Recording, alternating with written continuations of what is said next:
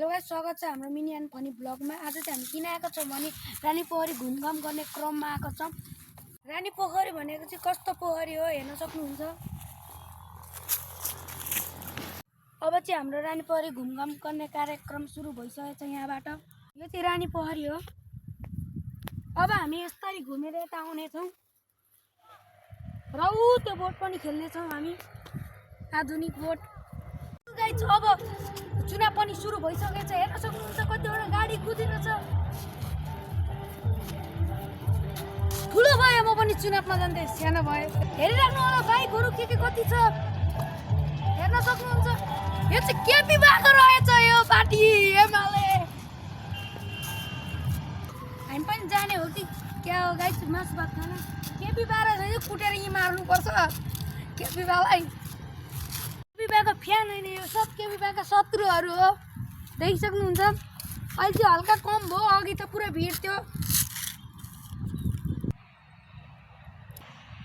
अब चाहिँ हामी अगाडि बढ्दै जान्छौँ, बिच बिचमा के हुन्छ तपाईँलाई देखाइरहनेछौँ हामी। Let's go. हामी चाहिँ कति आनन्दको त हेर्न सक्नुहुन्छ गाइस। म फनी भ्लगरको कस्तो अपमान भयो। यो चाहिँ मान्छेले खनेको हो, तर दुम्सीले खनेको भन्दा आगर खनेको छन्, उता पनि खनेछन्।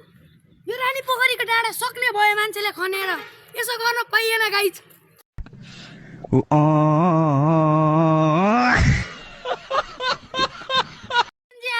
आन्दोलन भयो, हामी चाहिँ यो रानी पोखरीको डाँडा सकेकोमा आन्दोलन गर्न जानेछौँ गाइस। हेर्नु कतै ठाउँ बाँकी छैन, सब खनेर दुम्सीले भन्दा आगर खनेर बाँकी रहेको छैन। यो दुलो काम के हो हामीले अहिलेसम्म पत्ता लाग्छ छैन कि यहाँ दुम्सी बस्छ कि यी मान्छे गुडुल्की भएर बस्छ कि केही पत्ता लाग्छ छैन। तपाईँहरूलाई यो दुलोको केही जानकारी छ भने कमेन्टमा बताइदिनु होला। पोखरी भनेको भैँसी हाल बस्ने पोखरी रहेछ। हेर्नु गाइस, यो रानी पोखरीको कस्तो बेइज्जत भइसक्यो, देख्न सक्नुहुन्छ। बेइज्जत भयो, अब यो भैँसी हाल बस्ने पोखरी भनेर चिन्नु होला।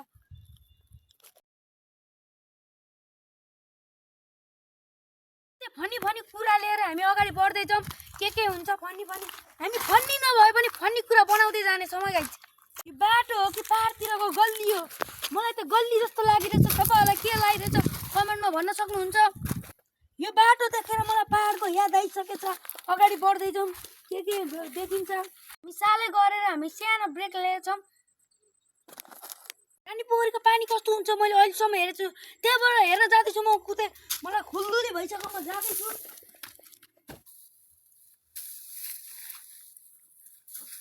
म हाम्बाल्दाखेरि लडिसकेको छु, त्यही पनि मलाई केही भएको छैन। म अगाडि बढ्दै जान्छु। पहिला उताबाट पानी आउँथ्यो होला, त्यसैले यहाँ झुल थापेछ। अहिले तर पानी आएको छैन, किन थापेको होला? मैले चोरोस् भनेर थापेको होला। अब म यो लिएर जानेछु।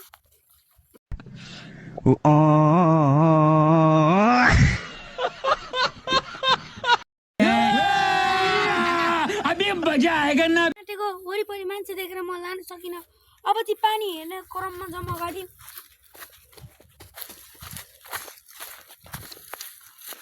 यो पानी यस्तो छ, माछाहरू पनि छ, मैले देखिरहेको छु। तपाईँहरूले देख्नु भएको छैन, छ कि छैन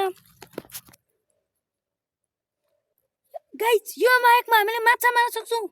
हेर्नु गाइस, म माछा त आउने माछा झिकेर्दै आउने छु।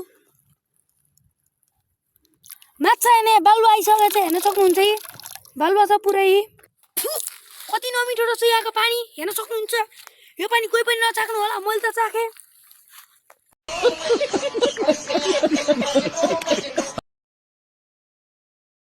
अब यताको यात्रा सुरु हुनेछ हाम्रो घुमघाम गर्ने, हेर्न सक्नुहुन्छ। पुरा भैँसीको ग्याङ छ। अहिले हाम्रो भैँसीको ग्याङले हान्दिन सक्छ, त्यही भएर हामी जोगिएर हिँड्ने। हेर्नु गाइस, यहाँ के खाँदो रहेछन्, हेर्न सक्नुहुन्छ। यो के हो नाम पनि पढ्न मिल्छ, पुरै सिसा छैन। यहाँ चाहिँ जी गाइस, मलाई पढ्न आएन होइन।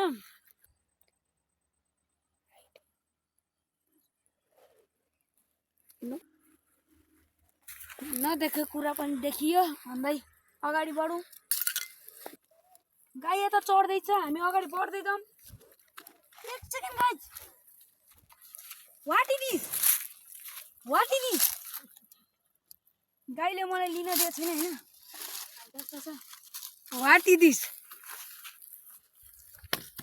यो के हो मलाई थाहा छैन तपाईँहरू कमेन्ट गर्नु होला नेपाल सरकारबाट निशुल्क वितरणको लागि च्यातेर फाल्दैछ होइन निशुल्क भनेको यो चाहिँ कमेन्टमा भनिदिनु होला अब यो हामी राख्दैनौँ फालिदिन्छु एउटा चिज लिएछ केटाकेटीले नभेट्ने गरी राख्ने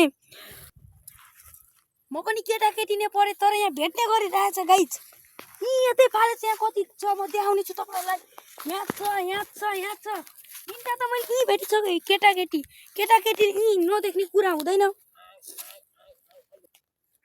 उहाँ हेर्न सक्नुहुन्छ हजुरलाई सकेसँग केही प्रश्न सोध्न चाहन्छु म लेट्स गो सोध्न गएको छु गाइज हामीलाई डन्ठाले हान्यो भने के गर्नु त्यहीँ डन्ठा राखिरहेछ अगाडि बढिरहेछौँ बिस्तारै हजुरबा आइ गरिरहनु भएको छ हामीलाई फेरि भाइ भन्यो भने हामी हजुरबा भन्नेछौँ अगाडि बढौँ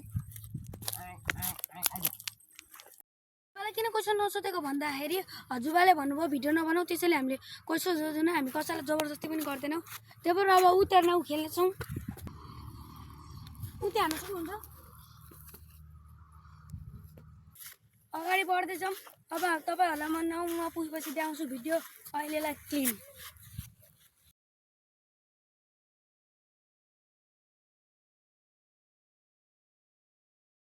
नाउँमा आइसकेछौँ अगाडि बढ्दैनौँ त्यहाँबाट आउँदै गरौँ भिडियो बनाउनु मिल्दैन अप्ठ्यारो बाटो छ पनि यहाँ हेर्न सक्नुहुन्छ म नाउँमा चढिसकेको छु नाउँ अगाडि बढ्दैन हाग्न आउँछ भने आइदिनु सहयोग गर्नु होइन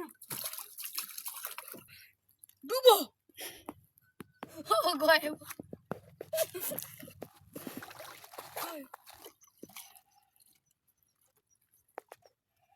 गयो छ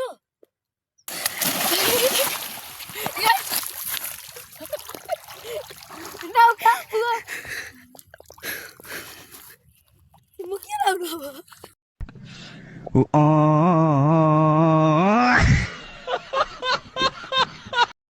यो भिडियो बनाउन गए मेरो लुगा पुरै भिज्यो यस्तो भिज्यो मेरो घर मनपुर जल्दले बजार हुँदै जानुपर्छ जल्दले बजारमा यस्तो चिसो लुगा लाएर जाने भएन मेरो लापरवाहीको कारणले उहाँ छ नाउ म बेलैमा हाम फाले म पनि त्यहाँ पुग्थेँ होला यो भिडियो बनाउन पुरै भिजेको छु म लाइक एन्ड सब्सक्राइब गरिदिनु होला यो भिडियोलाई म इन गर्छु यसको पार्ट 2 चाहिँ अर्को शनिबार आउँछ किनकि हामीले स्कुल जानुपर्ने हुन्छ शनिबार छुट्टीमा हामीले फनी भ्लग बनाउने छौँ यसलाई इन गरौँ